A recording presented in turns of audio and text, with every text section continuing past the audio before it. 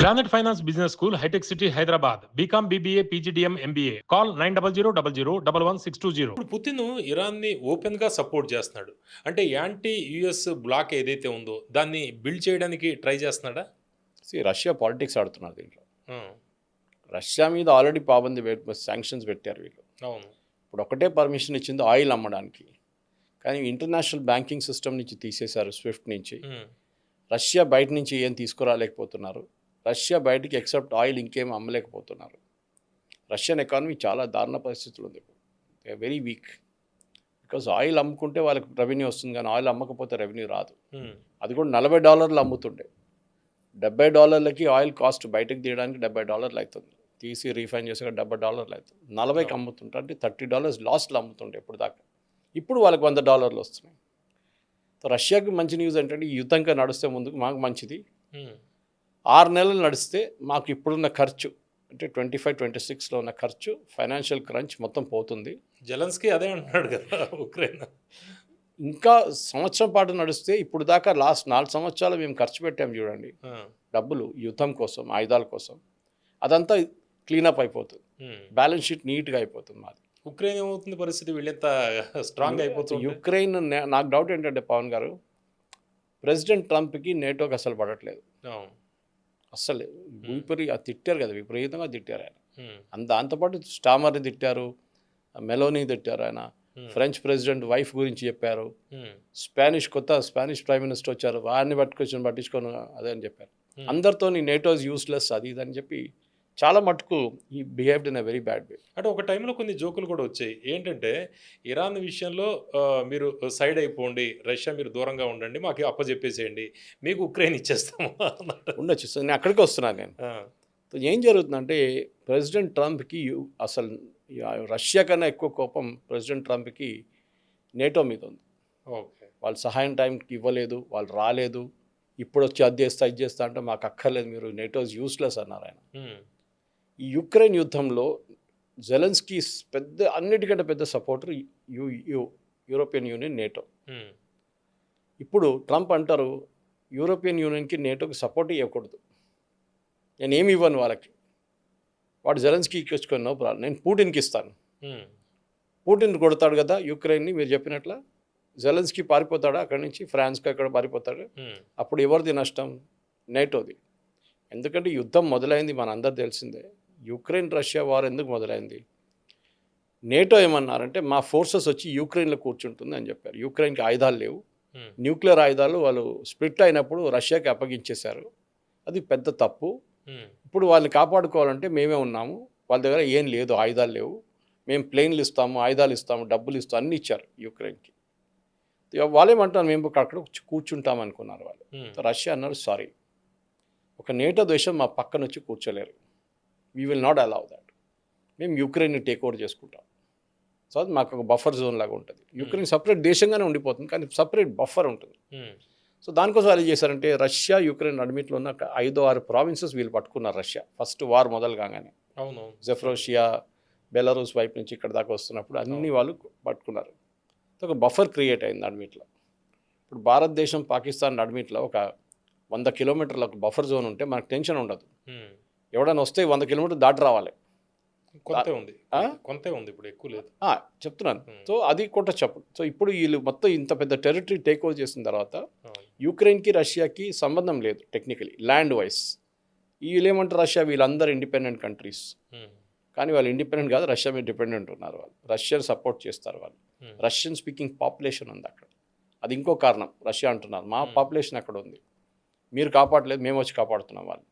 ఇది ఈ పరిస్థితులు ఉన్నప్పుడు రష్యా ఏం చేశారు, యుక్రెయిన్ని కొట్టడం మొదలుపెట్టారు. అప్పుడు EU కానీ నేటో వచ్చి వీళ్ళకి ఆయుధాలు ఇచ్చారు, ఎయిర్క్రాఫ్ట్ ఇచ్చారు, ట్రైనింగ్ ఇచ్చారు, డబ్బులు ఇచ్చారు. ఎందుకు? రష్యాని వీక్ చేయాలి. ఇది ప్రెసిడెంట్ బైడెన్ టైం నుంచే మొదలైంది, ఎందుకంటే యుద్ధం 4 సంవత్సరాలు అయింది. ప్రెసిడెంట్ బైడెన్ ఏం చేశారంటే చాలా మటుకు డబ్బులు ఇచ్చాడు యుక్రెయిన్కి, అంటే ఆయుధాలు కొనడానికి, మిగతా అన్నిటికీ.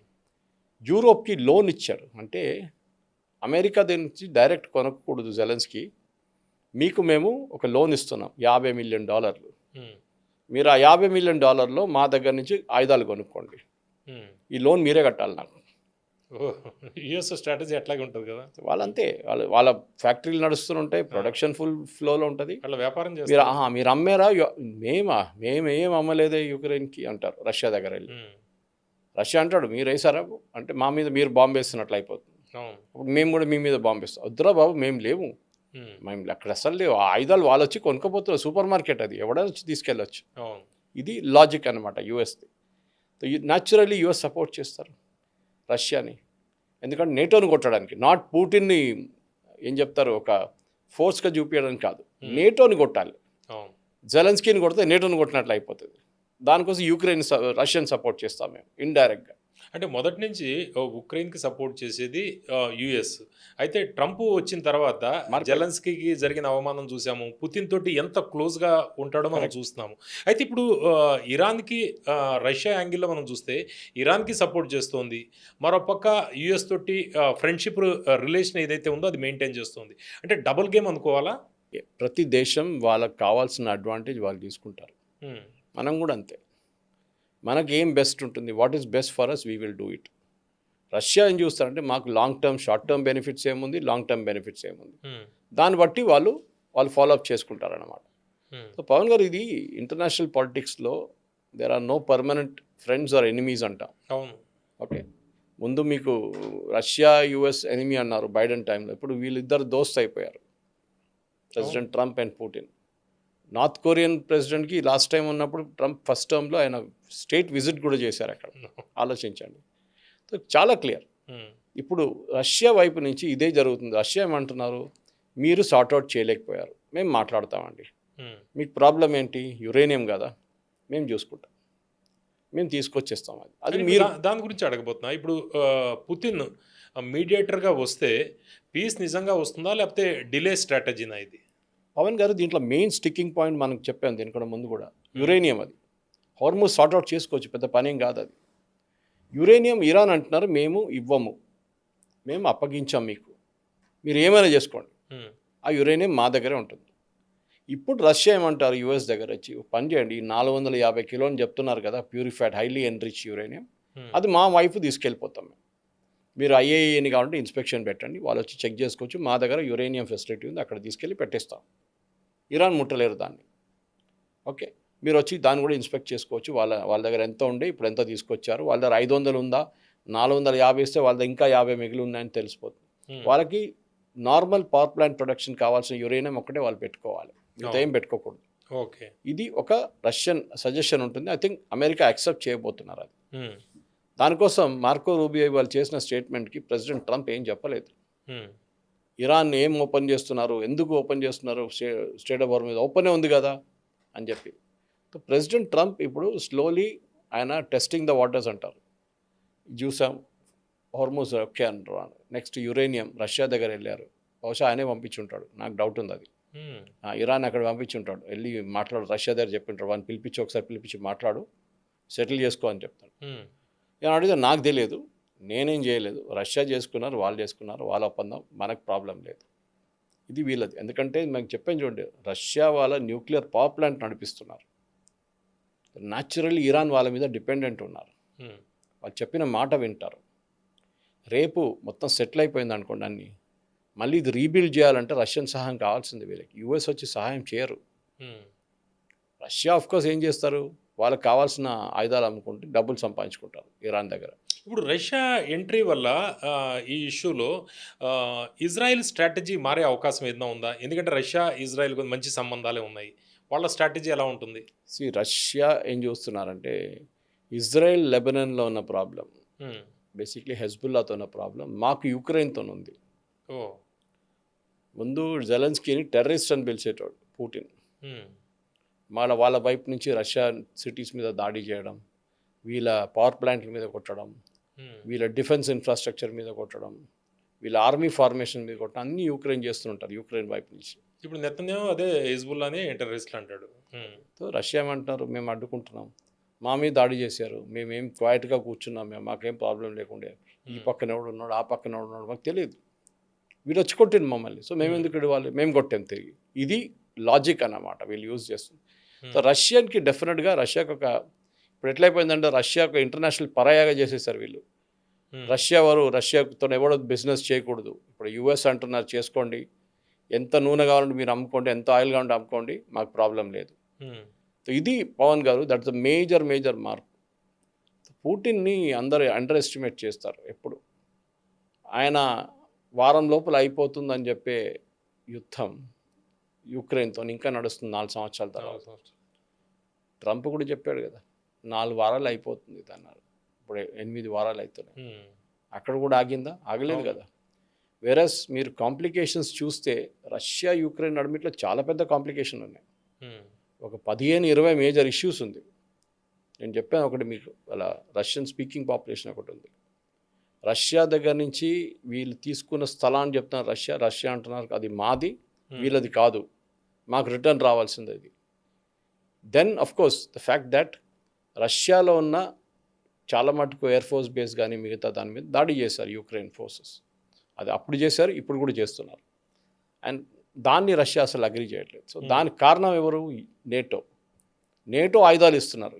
జెలెన్స్కీ దగ్గర ఆయుధాలు లేవు, ఇప్పుడు తయారు చేయడం మొదలుపెట్టారు. కానీ అది కూడా వీళ్ళ హెల్ప్తోనే, యూరోపియన్ కంట్రీస్ హెల్ప్తో.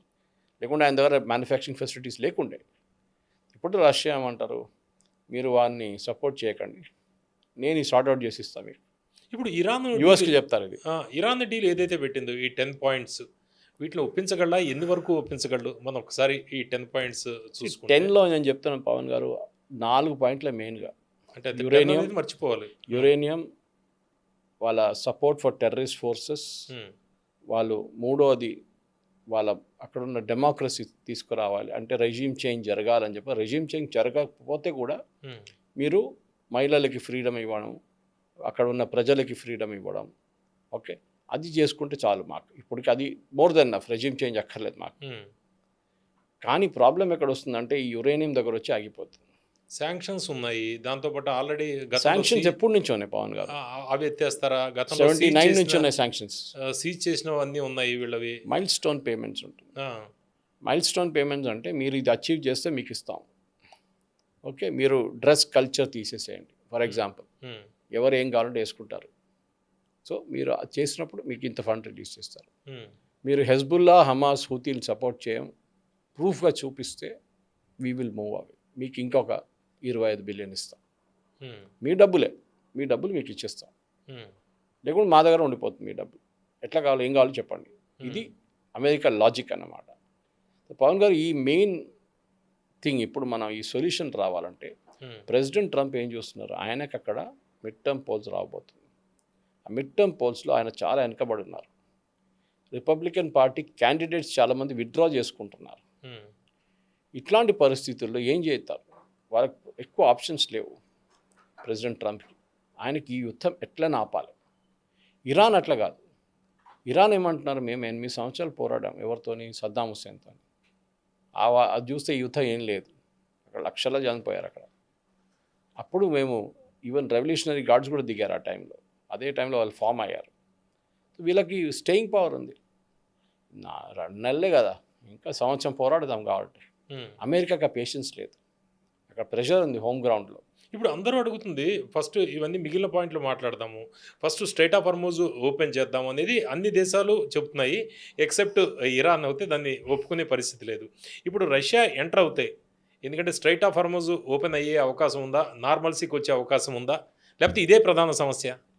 ఇప్పుడు మార్కో రూబియో ఏమన్నారంటే, వాళ్ళు ఓపెన్ చేయడం ఏంటి, వాళ్ళు ఎవరు అనౌన్స్ చేయడానికి? Straight of Hormuz open always, వీళ్ళే బంద్ చేశారు. హఫ్తా పెట్టారు, టోల్ పెట్టారు, దాని మీద వీళ్ళే షిప్పుల మీద ఫైరింగ్ చేశారు. సో స్ట్రైట్ ఆఫ్ హార్మోజ్ ఓపెనే ఉండాలి. వీళ్ళు పెద్ద పని ఏదో మాకు పెద్ద ఫేవర్ చేసినట్లు మాట్లాడుతున్నారు. ఏం చేయలేదు వీళ్ళు. మనం మాట్లాడింది అది కాదు, మనం మాట్లాడాల్సింది యురేనియం. అక్కడికి వచ్చేస్తారు మళ్ళీ తిరిగి. ఇప్పుడు ఓవరాల్గా దీని మీద ఈ రష్యా ఎంటర్ అవ్వడం వల్ల పుతిన్ ఇన్ఫ్లుయెన్స్ బాగా పెరిగే అవకాశం ఉందా? పుటిన్కి వీళ్ళు ఎప్పుడు చూసినా కానీ యుఎస్ఎస్ఆర్ అనే కంట్రీ, ఒక యూనియన్ ఆఫ్ సోవియట్ రిపబ్లిక్స్ అది పోయిన తర్వాత పుటిన్ని చాలా మటుకు పుటిన్ మీద ప్రెషర్ పెట్టి ఆయన్ని తక్కువగా చూపించారు వీళ్ళు. అమెరికా మేమే సూపర్ పవర్, ఇంకెవరు లేరు. కానీ ఉన్నారు. ఈ యుక్రెయిన్ వార్ కూడా నేటో కావాలని చేశారు. ఎన్నో దేశాలు సెపరేట్ అయిపోయినాయి కదా, కిర్గిస్తాన్, తజికిస్తాన్, తుర్క్మెనిస్తాన్, చాలా దేశాలు ఇంక్లూడింగ్ ముస్లిం రిపబ్లిక్స్ వాళ్ళతో సెపరేట్ అయిపోయారు యుఎస్ఎస్ఆర్లో. అది గోర్బచోవ్ చేసిన పెరస్ట్రోయికా కానీ గ్లాస్నోస్తో జరిగింది అదంతా. కానీ ఇప్పుడు ఉన్న రష్యా అది కూడా చాలా పెద్దదే, వాళ్ళకి చాలా మటుకు న్యాచురల్ రిసోర్సెస్ ఉంది. కానీ వాళ్ళని మీరు ఎట్లా చూసుకుంటున్నారంటే వాళ్ళు ఎనీ అదర్ స్టేట్ లాగా చూసుకుంటున్నారు, ఇంకేదో చిన్న క్యూబా లాగా చూసుకుంటున్నారు. కాదు, రష్యా ఇస్ రష్యా. యుఎస్ఎస్ఆర్ అని పేరు ఉండకపోవచ్చు కానీ అది వాళ్ళ లైనేజ్ ఉంది, వాళ్ళకి డిఎన్ఏలో ఉంది అది, మొక్కలు అయిపోయింది అనేది. So this is what it is. So America ఏం చేస్తున్నారంటే రష్యన్ ఇంపార్టెన్స్ అసలు ఉండకూడదు. రష్యాని మీరు ఒక చిన్న దేశంలాగా చూడాలి. రష్యా చూడలే, రష్యా అంటేనే మా పాత పూర్వజులు ఎట్లా ఉన్నారు, మేము ఆ లెవెల్కి తీసుకురాబోతున్నాం రష్యాని. సో ఇది రెండు స్టాప్లో ఉన్నాయన్నమాట. సో రష్యా డెఫినెట్లీ వాళ్ళ క్రెడిబిలిటీ కోసం పనిచేస్తున్నారు ఇప్పుడు. పాకిస్తాన్ వాళ్ళ సర్వైవల్ కోసం పనిచేస్తున్నారు, అడుక్కొని తినడం. రష్యాకి ఆ ప్రాబ్లం లేదు, రష్యా దగ్గర డబ్బులు ఉన్నాయి కానీ వాళ్ళ ఇంటర్నేషనల్ సిస్టంలో లేరని చెప్పి వాళ్ళ ఎకానమీ కొంచెం మొత్తం ప్రాబ్లంలో ఉంది. ఇప్పుడు రష్యా డిమాండ్ చేయవచ్చు రేపు, మా స్విఫ్ట్ ఉంది కదా ఇంటర్నేషనల్ బ్యాంకింగ్ సిస్టమ్, మేము ఇంత చేసి ఇచ్చాం మీకు, అది మీరు ఎత్తేసేయండి అంట. ఇప్పుడు చేయాల్సిందే US.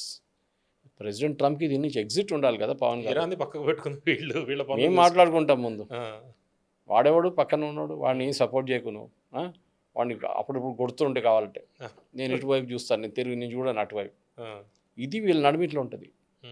So definitely Iran is an expendable factor అంటారు దీంట్లో. అంటే కరేపాకులాగా పక్కన పడేస్తారు పని అయిపోతే. పాకిస్తాన్ ఎట్లా పడేశారు ఇప్పుడు అట్లనే. కానీ Iran as a nation second largest gas ఉన్న దేశం, గల్ఫ్లో థర్డ్ లార్జెస్ట్ ఆయిల్ రిజర్వ్స్ ఉన్న దేశం. అట్లాంటి దేశంలో మీరు ఇగ్నోర్ చేయలేరు. ఇదేదో బొలీవియానో క్యూబానో కాదు, ఇది వీళ్ళ వెనిజువేలా దగ్గర ఉంది న్యాచురల్ రిసోర్స్ ఉన్నాయి, వీళ్ళ దగ్గర అదే కదా అన్నిటికంటే పెద్ద. అది తేలిక, వెనిజులాని కొట్టేయడం తేలిక చేశారు కానీ అదే. సో ఇక్కడ బేసిక్లీ ఇప్పుడు జరగబోయేది నా అంచనా ప్రకారం రష్యా ఇరాన్ మీద ప్రెషర్ పెట్టి స్ట్రెయిట్ ఆఫ్ హార్మూజ్ ఓపెన్ చేయమంటారు, మీకు దాని మీద హక్కు లేదని రాసేయమంటారు, అది వాళ్ళు అంగీకరిస్తారు. ఇన్ రిటర్న్ ఈ విల్ సే మీరు ఇరాన్ మీద ఏం చేయకూడదు, నేను చూసుకుంటాను వాళ్ళ పని అంతా, వాళ్ళకి కావాల్సిన యురేనియం తీసుకెళ్ళాలంటే మేము తీసుకెళ్ళిపోతాం, దాని తర్వాత మీరు చెక్ చేసుకోండి ఒకసారి. ఓకే, వాళ్ళు ఏం యూజ్ చేస్తున్నారో, దేనికి యూజ్ చేస్తున్నారో, వాళ్ళు ఏం చెప్తారు, పవర్ ప్లాంట్కి యూజ్ చేస్తున్నారా లేకుంటే ఇంకా వెపన్ గ్రేడ్ యురేనియం తయారు చేస్తున్నారా, అది మీరు చెక్ చేసుకోవాలి ఐఏఏ వాళ్ళు. ఈ 450 kilos మేము తీసుకెళ్ళిపోతాం. సో 2 మేజర్ పాయింట్స్ అవుట్ అయిపోతాం పవన్ గారు. Hormuz this. మూడోది ప్రాబ్లం విచ్ ఇస్ వీళ్ళు హెజ్బుల్లా, హమాస్ అండ్ హూతీలకు సపోర్ట్. దాంట్లో హమాస్ హూతీలు ఎక్కువ గొడవ చేయట్లేదు. ప్రాబ్లం విత్ హెజ్బుల్లా ఉన్న దేశంలో వాళ్ళ గవర్నమెంట్ కూడా అంటున్నారు వీళ్ళు తీసి పక్కన పడేయాలని, కానీ వాళ్ళకి దమ్ము లేదు చేయడానికి, వాళ్ళంత ఆర్మీ లేదు. సో ఇజ్రాయెల్ హెల్ప్ చేస్తారు అక్కడ. ఇజ్రాయెల్ అంటారు మేము ఎట్లయినా కొడుతున్నాం కదా, మీరు పని చేయండి, మీ వైపు ఉన్న వాళ్ళని పట్టుకొని జైలు వేసేసేయండి ఈ హెజ్బుల్లా వాళ్ళని, మేము మిగతా వాళ్ళు మేము చూసుకుంటాం, లేకుంటే మాకు అప్పగిచ్చేసేయండి, మేము వాళ్ళని ఫినిష్ చేసేస్తాం. ఇది ఇజ్రాయెల్ లాజిక్ అన్నమాట. End of the day Pavan garu, ఇజ్రాయెల్కి ఇరాన్ యుఎస్ యుద్ధం ఆగకూడదని చెప్పి చాలా ఇంట్రెస్ట్ ఉంది, చాలా ఇంట్రెస్ట్. వాళ్ళకి ఈ యుద్ధం ఆగకూడదు, ఆగితే వాళ్ళకి ప్రాబ్లం. ఎందుకంటే ఏదో ఒక రోజు ఇరానియన్ గవర్నమెంట్ పడిపోవాలి. This is the aim of Israel. కానీ మనం చూడాల్సింది ఏంటంటే ప్రెసిడెంట్ ట్రంప్ కాదు, ఎనీ యుఎస్ ప్రెసిడెంట్ ఏ దేశానికి వెళ్ళి అక్కడ మార్పులు తీసుకొని ట్రై చేశారో ఆ దేశంని మొత్తం ధ్వంసం చేశారు. ఇరాక్, ఆఫ్ఘనిస్తాన్, లిబియా, ఇప్పుడు సిరియా, మొత్తం కంప్లీట్ మెస్. ఇది ఇరాన్ కూడా భయపడుతున్నారు. రేపు మీరు అంటారు డెమోక్రసీ అది ఇది అని చెప్పి అందరు రోడ్డు మీదకి వచ్చేస్తారు, డ్యాన్స్ చేస్తారు, దాని తర్వాత ప్రాబ్లమ్స్ మొదలవుతాయి. సురేష్ గారు, ఇప్పుడు ఇజ్రాయెల్ ప్రధాని నెతన్యాహు భవిష్యత్ ఏంటి? కొన్ని మనం లేటెస్ట్గా వస్తున్న రిపోర్ట్స్ మనం చూస్తుంటే అక్కడ ప్రధానమైన ప్రతిపక్ష పార్టీలు 2 ఏవైతే ఉన్నాయో ఆ 2 కలిసిపోయాయి నెతన్యాహుకి వ్యతిరేకంగా. త్వరలో అక్కడ అక్టోబర్లో ఎన్నికలు ఉన్నాయి. అయితే యుద్ధం కొనసాగడం వల్ల కొంత సేఫ్ జోన్లో ఉంటాడు నెతన్యాహు అనేది కొంత జరుగుతుంది. ప్రధాన ప్రతిపక్ష పార్టీలు అన్నీ కలిసిపోయాయి కదా నెతన్యాహుకి. నెతన్యాహు భవిష్యత్ ఏంటి? ఎందుకు కలిశారు? వాళ్ళు అంటున్నారు నెతన్యాహు అగ్రెసివ్ కాదు, నెతన్యాహు బాంబులు వేయట్లేదు ఉమ్, ఎవరు ఇరాన్ మీద, ఉమ్, హెజ్బుల్లా మీద. చాలా సాఫ్ట్ అయిపోయాడు మనిషి. యుఎస్ చెప్తే వింటున్నాడు, సీజ్ ఫైర్ చేశాడు. ఉమ్, మన పరువు ఎక్కడ పోయింది? మనం ఇజ్రాయెల్, మనం ఈ టెర్రరిస్ట్ని కొట్టాల్సిందే. ట్రంప్ ఎవరు అని అడుగుతున్నారు వాళ్ళు. యుఎస్లో యుద్ధం చేయకూడదని చెప్పి 70% మంది చెప్తే, ఇక్కడ యుద్ధం కావాలని 70% మంది ఓటేశారు. జంజీ ఇంకా ఫుల్ సపోర్ట్ అంట. న్యాచురలీ ఉమ్, వాళ్ళకి ఎగ్జిస్టెన్షియల్ ప్రాబ్లం. ఇరాన్ ఉండకూడదు, అట్లీస్ట్ ద ప్రెజెంట్ ఫామ్ ఉండకూడదు. సో మీరు దాంట్లో యురేనియం తీసుకెళ్తారో, యురేనియం పక్కన రోడ్లో పడేస్తారో, ఏం కానీ చేసుకోండి, కానీ ఈ రెజీమ్ ఉండకూడదు. అది జరుగుతుంది కూడా. అంటే ఓవరాల్గా మనం దాడులు చూస్తే ఇరాన్ డ్యామేజ్ అయింది, యుఎస్కి సంబంధించి దాదాపు 16 యుద్ధ విమానాలు డ్యామేజ్ అయ్యాయి. ఇజ్రాయెల్ విషయంలో పెద్దగా వాళ్ళకి డ్యామేజ్ అవ్వలేదు, ఒక డిమెను. ఇజ్రాయెల్ అనేది 1948 మేలో వచ్చిన ఒక దేశం, తయారై వచ్చింది. ఇండిపెండెన్స్ కాదు వాళ్ళకి. They were formed as a nation and recognised by United States 2 రోజుల తర్వాత, మేలోని. దాని తర్వాత ఆ యుద్ధం జరిగింది. మిగతా అంతా అరబ్ నేషన్స్ వచ్చి వీరి మీద దాడి చేశారు, ప్యాలెస్టీనియన్ ఇష్యూ అని చెప్పి. దాని తర్వాత మళ్ళీ 6 డే వార్ జరిగింది. వీళ్ళు వాళ్ళని కొట్టారు. వీళ్ళు వాళ్ళని అగైన్ దే సక్సీడెడ్. ఇజ్రాయెల్కి తెలుసు ఈ గేమ్ ఎట్లా ఆడాలని. అమెరికాలా కాదు. అమెరికా ఎప్పుడు వాళ్ళ సాయిల్లో, అమెరికాలో ఒక యుద్ధం చేయనియరు. అప్పుడు ఇది చూడండి, హిస్టరీకి వెళ్ళండి. అవును, ఎప్పుడైనా అమెరికాలో యుద్ధం జరిగిందా? బయట ఎక్కడ జరిగినా వీళ్ళ వేలు ఉంటుంది. వీళ్ళేం చేశారు, ఒకసారి జాపనీస్ వాళ్ళు వచ్చి కొట్టారు. Okay, pearl harbour attack first time US soil మీద ఒక ఫారిన్ నేషన్ వచ్చి కొట్టినది పర్ల్ హార్బర్. దాని తర్వాత 9/11. టెక్నికలీ 2 యుద్ధాలు కావు. ఫస్ట్ వన్ అట్లీస్ట్ కొంచెమైన యుద్ధం అని చెప్పొచ్చు పర్ల్ హార్బర్ది. సూసైడ్ పైలట్స్ ఎయిర్క్రాఫ్ట్ తీసుకొచ్చి కొట్టి పర్ల్ హార్బర్ మొత్తం దర్శనం చేశారు. అది అమెరికాకు పెద్దగా దెబ్బ. దాని తర్వాతనే వాళ్ళకి పిచ్చిపట్టి వాళ్ళు వెళ్ళి హిరోషిమా నాగాసాకి మీద బాంబులు వేసేసారు. సో నేనేమంటా అంటే, ఇప్పుడున్న ఇరాన్కు ఉన్న ప్రాబ్లం బేసికలీ వాళ్ళ ఆయిల్ బయటికి వెళ్ళాలి. ప్రతిరోజు $300 నుంచి $400 మిలియన్ సంపాదించే ఇరాన్కి 10 పైసలు రావట్లేదు. సో వాళ్ళు ఫస్ట్ ఈ మన యురేనియం ఇప్పుడు మాకు వద్దు, కానీ మాకు మీరు ఒక అష్యూరెన్స్ ఇవ్వాలి. ఏంటి అష్యూరెన్సు? మా మీద మీరు దాడి చేయరు అని రాసి ఇవ్వండి అంటారు. అది that is going to be very crucial Pavan garu. ఎందుకంటే ఎప్పుడు కూడా ఇజ్రాయెల్ ఇట్లాంటి అష్యూరెన్స్ ఎప్పుడు ఇవ్వరు. ఇరాన్ అంటున్నారు మాకు అష్యూరెన్స్ ఇవ్వండి, మా మీద దాడి చేయరు మీరు అని చెప్పేసి. ఇజ్రాయెల్ అంటారు ఎందుకు ఇవ్వాలి, మీరు రేపేం చేస్తారు మాకేం తెలుసు. ప్రెసిడెంట్ ట్రంప్ ఉన్న ఒప్పందాన్ని చించి పడేశాడు, ఒబామాది మొత్తం చింపి పక్కన పడేశాడు. ఇదేంటి, ఇది కూడా రేపు ఎవరైనా మీ కొత్త గవర్నమెంట్ వస్తే వాళ్ళు కూడా చింపేస్తారు అని ఇరాన్ అంటారు. వాళ్ళు ఇరాన్లో ఉన్న రెవల్యూషనరీ గార్డ్స్ యాక్సెప్ట్ చేయరు అగ్రిమెంట్. మళ్ళీ మీరేమంటున్నారు, మాతోనే పని చేయండి, we cannot give you an assurance. వాళ్ళేమంటున్నారు ఇరాన్, మీరు అష్యూరెన్స్ ఇవ్వకపోతే నా మీద బాంబు వేస్తే నేనేం చేయాలి, నేను మిమ్మల్ని కొట్టాలి కదా, మాకు ఆయుధాలు కావాలి. అది లేదు, మేము తయారు చేసుకుంటా డ్రోన్లు మిసైల్ వాడుకుంటున్నాం, అదే మీ మీద కొట్టాం మేము, తప్పేం చేశాను చెప్పండి అని అంటున్నారు వాళ్ళు. మా మీద దాడి చేశారు, మేము మీ మీద దాడి చేసాం, అయిపోయింది. Okay, the problem is a different thing అన్నమాట. కానీ ఇప్పుడున్న దాంట్లో పవన్ గారు ఈ యుద్ధం ఇంకా ఎన్ని రోజులు గుంజి తీసుకెళ్తారో అనేది చాలా, నేను అనుకుంటాను ఎక్కువ రోజులు ఉండవు. ఇద్దరు సైడ్లకు తెలిసిపోయింది. ప్రెసిడెంట్ ట్రంప్ మీద చాలా పెద్ద ప్రెషర్ ఉంది. నాట్ జస్ట్ ఆయన దేశంలో, మిగతా దేశాల నుంచి కూడా ప్రెషర్ ఉంది.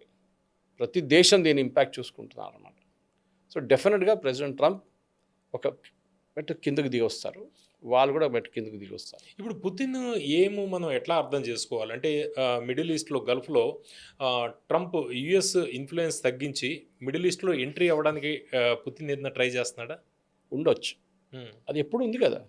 మీరు మిడిల్ ఈస్ట్లో ఉన్న రెజీమ్స్ చూడండి, ఎక్సెప్ట్ ఫర్ జీసీసీ కంట్రీస్, మిగతా అందరూ వీళ్ళతోనే ఉన్నారు.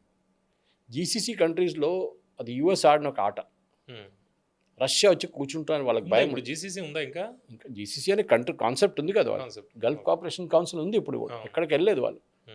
కానీ అక్కడ రష్యా రాకూడదని చెప్పి యుఎస్ వాళ్ళ బేస్ పెట్టుకున్నారు అక్కడ. ఇది కోల్డ్ వార్ టైం నుంచి ఉంది, ఇది యుఎస్ఎస్ఆర్ ఉన్నప్పటి నుంచే ఉండే, కానీ ఇప్పుడు చాలా ఎక్స్పాండ్ చేశారు యుఎస్. ఆ దేశాలు ఫర్ ఎగ్జాంపుల్ సౌదీ అరేబియా, వాళ్ళకి భయం ఏంటి, రేపు ఇంకో ఒసామా బిన్ లాడెన్ వాడు ఇంకోటి తయారై వచ్చి మా దగ్గర మా కింగ్డమ్ టేక్ ఓవర్ చేసుకుంటారు. మీరుంటే మీరు మమ్మల్ని కాపాడగలరు, మీరు ఉండండి, మీకు బేస్ కావాలో ఇచ్చేస్తాం. ఎంత కావాలి? 5,000 ఏకర్లు. 5,000 ఏకర్లు ఇచ్చేస్తాం మీకు, నో ప్రాబ్లం, చెప్పండి. లేదా మెయింటైన్ చేయడానికి మాకు $2 బిలియన్ కావాలి ప్రతి నెల, వీళ్ళ జీతము అది అంతా. సరే మేము ఇచ్చేస్తాం ఆ డబ్బులు అంటారు. ఖతర్ కూడా అదే చేశారు, అలూద్ ఎయిర్ బేస్ చాలా పెద్దది. కువైత్ అదే చేశారు, బహ్రెయిన్ అదే చేశారు. అందరు యుఎస్కి బేస్ ఇచ్చారు. బహ్రెయిన్లో ఏమో 5th ఫ్లీట్ పెట్టారు నేవీది. సో ప్రతి చోట వాళ్ళు అమెరికన్స్ని పెట్టుకున్నారు, రష్యాని రానియలేదు. రష్యా వాళ్ళ స్పేస్ క్రియేట్ చేయడానికి ట్రై చేస్తున్నాడు. ఇరాన్తో ఒప్పందం, that is one reason. Iran ఎప్పుడు యుఎస్తో వెళ్ళారని వాళ్ళకి తెలుసు. 1979 జరిగిన పర్టికులర్ ఖొమేనీ వచ్చినప్పటి నుంచి ఇరాన్ని కంప్లీట్గా పర్సనల్ గరాటా చేసేసారు యుఎస్. మాకు వాళ్ళతో సంబంధమే లేదు, టెర్రరిస్ట్ నేషన్. మా డిప్లొమాట్స్ని కిడ్నాప్ చేశారు వీళ్ళు ఇడవకూడదు. అది అప్పటి నుంచి ఉన్న వాళ్ళకున్న ఒక ఏడుస్తున్నారు యుఎస్. అది we will not leave this fellows, determination కూడా ఉంది వాళ్ళకి. దానికోసం ఇంత పుష్ చేస్తున్నారు పవన్ గారు. ఇప్పుడు ఓవరాల్గా ఈ వార్లో, వెస్ట్ ఏషియా వార్లో ఈ పాకిస్తాన్ రోల్, ఇది పాకిస్తాన్ ఆటలో అరటిపండు అయిపోయిందా? కరెక్ట్. ఎందుకంటే మీరు మీ లేని క్రెడిబిలిటీ కోసం మీరు పెద్ద షో చేస్తే ఇదే అవుతుంది. ఓకే, హిందీలో ఒక సేయింగ్ ఉంది, జిత్నా చాదరే ఉత్నాయి పేర్ ఫైలావ్ అంటారు. అంటే మన బెడ్షీట్ ఎంత ఉంటుందో మీరు కాలు కూడా దాని లోపల పెట్టుకోవాలి, మళ్ళీ కూడా బయటికి వెళ్ళిపోతుంది కాలు. ఓకే, అది మీరు నేర్చుకోవాలి ఫస్ట్. మీ అవకాత్ క్యా తుమారా, మీది ఏంటి, మీ స్టాండింగ్ ఏముంది? ఏం లేదు. You are a terrorist nation. Jaishankar garu చాలాసార్లు చెప్తారు, పాకిస్తాన్ ఒక టెర్రరిస్ట్ సపోర్టింగ్ నేషన్. యుఎన్ కూడా అంగీకరించారు. యుఎస్ డెసిగ్నేటెడ్ టెర్రరిస్ట్ వాళ్ళ కంట్రీలో ఉన్నారు. బిన్ లాడెన్ వాళ్ళకి చెప్పకుండానే కొట్టారు. అదే కదా, ఇప్పుడు కూడా హఫీజ్ సయీద్ వీళ్ళందరూ లిస్టెడ్ ఉన్నారు యుఎస్ టెర్రరిస్ట్స్లో. దావుద్ ఇబ్రాహిం కూడా అక్కడ. మళ్ళీ అసీం మునీర్ మాట్లాడుతున్నారు, వాళ్ళ గురు అసీం మునీర్. సో అక్కడే అమెరికా డబుల్ రోల్ తెలిసిపోతుంది. అమెరికా వాడుకుంటున్నారు వాళ్ళని. ఓకే, వాడుకుంటారు కూడా. దీనికన్నా ముందు కూడా చేశారు. ప్రతి జనరల్ని వారు వాడుకున్నారు. యాయా ఖాన్ నుంచి మీరు జియావుల్ హక్ వచ్చి పర్వేజ్ ముషరఫ్, నా అసీం మునీర్, ప్రతి జనరల్ని. ఎందుకంటే ఆ టైంలో వాళ్ళకి తాలిబాన్ కావాలండే, వాళ్ళకి ఆఫ్ఘనిస్తాన్ మీద నిఘా ఉండే. ఒకసారి తాలిబాన్ వచ్చారు, వీళ్ళు పారిపోయారు ఆఫ్ఘనిస్తాన్. దాని తర్వాత పాకిస్తాన్ తర్వాత తిరిగి చూడలేదు. వాళ్ళకి F-16 ఆఫర్, తర్వాత వాళ్ళకి F-35 ఆఫర్ చేయలేదు. మనకు ఆఫర్ చేశారు. F-35 ఆఫర్ చేయలేదు పాకిస్తాన్. అఫ్కోర్స్ వాళ్ళ దగ్గర డబ్బులు లేవు, అది ఇంకోటి. ఒక్కొక్క దానికి $100 బిలియన్ పే చేయాలి. పాకిస్తాన్ ద్వారా అసలు డబ్బు లేదు. డబ్బు ఉన్నా కూడా అనుకోండి ఇవ్వలేదు. ఎందుకంటే F-16 అన్ని లోన్లు ఇచ్చారు వీళ్ళు. హోటల్ బిల్లు కట్టడానికి డబ్బులు లేవు. అంటే అదే ఈ పాత యుద్ధం జరిగినప్పుడు తాలిబాన్ అక్కడి నుంచి తరిమి కొట్టడానికి, దానికి ముందు అల్ఖైదా, దానికి ముందు రష్యా, అప్పుడంతా అమెరికా ఫ్రీగా ఇచ్చారు ఆయుధాలు పాకిస్తాన్కి. అంటే మీకు 100 AK-47 ఇస్తే, 100 for example hand held missiles ఇస్తే, స్టింగర్ మిసైల్స్ అని వాళ్ళ దగ్గర ఉంది ఎయిర్క్రాఫ్ట్ని కొట్టడానికి, RPG లాగా. స్టింగర్ ఇస్తే పాకిస్తాన్ ఏం చేస్తుందంటే 70 ఇచ్చి 30 వాళ్ళ దగ్గర పెట్టుకుంటుండే. మొత్తం 100 వాళ్ళకి ఇయ్యరు ఆఫ్ఘనిస్తాన్ ఉన్న ఫైటర్స్కి, 30 వీళ్ళు పెట్టుకున్నారు. అట్లనే వీళ్ళు ఒక ఆర్సనల్ బిల్డప్ చేసుకున్నారు పాకిస్తాన్, యుఎస్ ఆర్సనల్. కానీ వాళ్ళు ఏం మర్చిపోయారంటే ఏదో ఒక రోజు దీనికి మెయింటెనెన్స్ ఉంటుంది.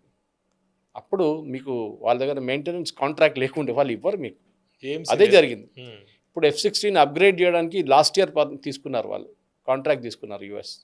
ఇన్ని రోజులు 20 సంవత్సరాలు ఆ F-16 అప్గ్రేడ్ చేయలేదు వాళ్ళు. అండ్ సాఫ్ట్వేర్ అప్గ్రేడ్ ఉంటుంది, హార్డ్వేర్ అప్గ్రేడ్ ఉంటుంది, వెపన్స్ అప్గ్రేడ్ ఉంటుంది, చాలా ఉంటుంది, ఏవియానిక్స్ ఉంటుంది, రాడార్ ఉంటుంది, అన్నీ అప్గ్రేడ్ చేయాల్సి వస్తుంది. ఒకసారి మొత్తం రీప్లేస్ చేయాల్సి వస్తుంది. అంటే పూర్తిగా ఈ టాక్స్ నుంచి పాకిస్తాన్ సైడ్ అయిపోయినట్టే మనం ఇంకేముంది చెప్పండి వాళ్ళ రోజు. ఈ లెటర్ ఇవ్వడమే కదా, డైరెక్ట్ ఏమంటున్నారు ప్రెసిడెంట్ ట్రంప్, ఇప్పుడు మీరు ఎందుకండి ఫోన్ పికప్ చేయండి, మాట్లాడండి మాతో. ఇప్పుడు బహుశా రష్యాతో ఇస్తారు. ఇప్పుడు రష్యాకి చెప్తారు మేము ఇది చేయడానికి రెడీ ఉన్నాం, మీరు ఒకసారి పుటిన్ మీరు ఒకసారి ట్రంప్తో మాట్లాడండి అంటారు. ఇప్పుడు పాకిస్తాన్ తోటి చేసినట్టు గేమ్స్ ట్రంప్ పుతిన్ తోటి చేయడానికి లేదు ఊరుకో. అప్పుడు నో ఛాన్స్. వాళ్ళు చిన్నపిల్లలు పాకిస్తాన్.